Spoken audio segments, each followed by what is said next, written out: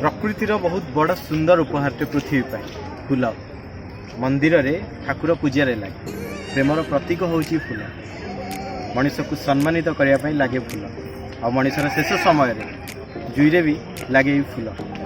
तो hi hello नमस्ते जय जगन्नाथ भलरे थांतु समस्ते। तो मुझे आर्य मानस आप समस्त को स्वागत करुच्ची मो यूट्यूब चैनल आर्य मानस।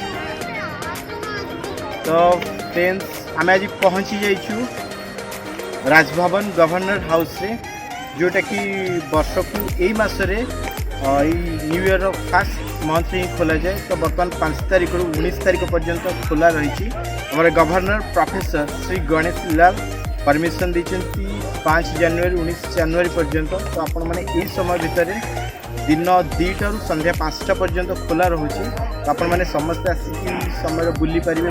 तो कंप्लीट आपन को चलतु देखेबी गवर्नर हाउस भितर कौन कौटी केमती अच्छी डियर पार्क फूल बगीचा केते सुंदर भाव में सब जिनस डेकोरेट होती।